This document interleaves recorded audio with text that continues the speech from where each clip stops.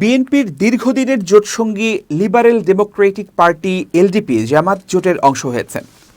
রোববার ২৮ ডিসেম্বর বিকাল ৫টায় জাতীয় প্রেসক্লাবের তৃতীয় তলায় আব্দুস সালাম হলে এক সংবাদ সম্মেলনে বিষয়টি জানিয়েছেন জামাতের আমির।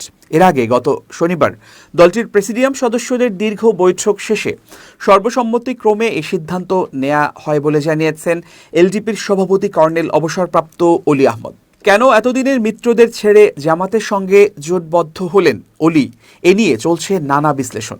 মূলত আসন সমঝোতা না হওয়ায় আগামী জাতীয় সংসদ নির্বাচনে জামাত জোটে অংশ নেয়ার সিদ্ধান্ত নেয় এলডিপি। এ বিষয়ে অলি আহমদ জানান, ১৪ জনের শর্ট লিস্ট দিয়েও আলোচনায় বসেনি বিএনপি। এলডিপির পক্ষ থেকে জানানো হয়, জোটগত সমঝোতার লক্ষ্যে বিএনপিকে ১৪ জনের একটি শর্ট লিস্ট দেওয়া হয়েছিল, তবে ওই তালিকা থেকে কাউকে দিতেই হবে এমন কোনো বাধ্যবাধকতা ছিল না।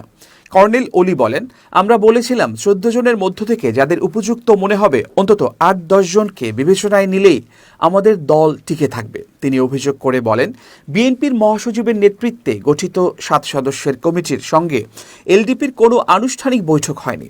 এলডিপির নেতারা ২ ঘন্টা বিএনপির কার্যালয়ে অপেক্ষা করলেও আলোচনা হয়নি। কেবল অনানুষ্ঠানিকভাবে এককভাবে কয়েকজনের সঙ্গে কথা বলা হয়েছে। শর্ট লিস্টটি বিএনপির ভারপ্রাপ্ত চেয়ারম্যান তারেক রহমান, মহাসচিব মির্জা ফখরুল ইসলাম আলমগীর এবং স্থায়ী কমিটির সদস্য সালাহ উদ্দিন আহমদের কাছে পাঠানো হলেও কোনো সাড়া পাওয়া যায়নি। এলডিপির অভিযোগ, তাদের অবমূল্যায়ন করা হয়েছে।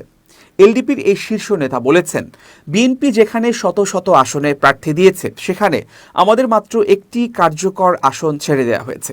এটা আমাদের জন্য চরম অবমূল্যায়ন। তিনি আরও বলেন, আমাদের দল চাঁদাবাজি করে না। দলের নেতারাই নিজের পকেটের টাকা খরচ করে এত বছর দল চালিয়ে এসেছে, অথচ শেষ পর্যন্ত দেখা গেল ছাগল আর গরুর দাম একই।